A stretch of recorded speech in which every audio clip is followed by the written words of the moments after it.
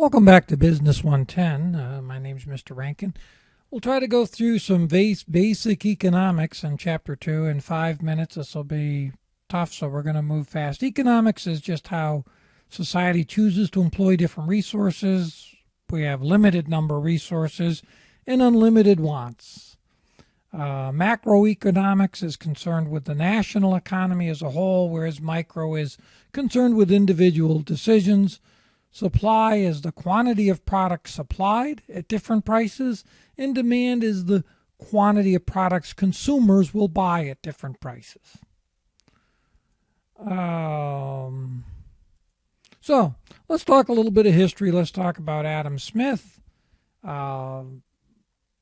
He is sort of the founder of capitalism, free market. Let the market, via what's called an invisible hand, decide and self-direct what goods and services are wanted.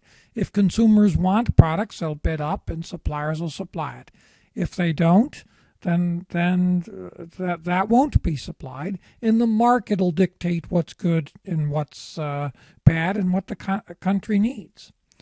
Then during the Depression, a fellow by the name of John Keynes came along and said, he was kind of the father of fiscal policy, and he said, the free market is great, but every once in a while it stalls, and government needs to come in, and government needs to help push the economy with sort of government spending. So that was sort of Keynesian economics.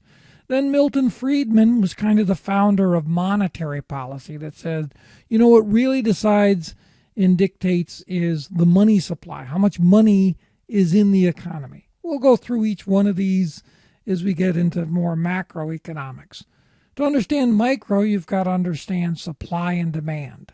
Okay, so demand is how much consumers will buy. It's at different prices.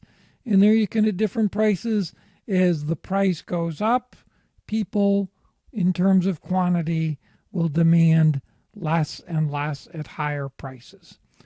Flip side, as prices go up, suppliers will supply more and more quantities. If T-shirts sell for $1 million, there'd be lots of people supplying them. Market equilibrium is where the two meet. Now, for a market economist, they would say the invisible hand works very well, because if there's a shortage, what will happen is if there's a shortage of an item, people will bid up the price and suppliers will supply more. If there's a surplus, then, too many cars on the lot, the car owner will lower the price and it'll result back to the equilibrium point. That's the whole theory of the free market economy. Different types of economic systems. Capitalism is generated on individual ownership, small government role, and the free market dictates what's best. Socialism says, no, let the government own it. Government can decide best what to do with the profits. Communism is more, not only is it the government owned, but the government will make all economic decisions centrally based. Within competition, 4 types. Perfect competition is where you have many buyers and many sellers.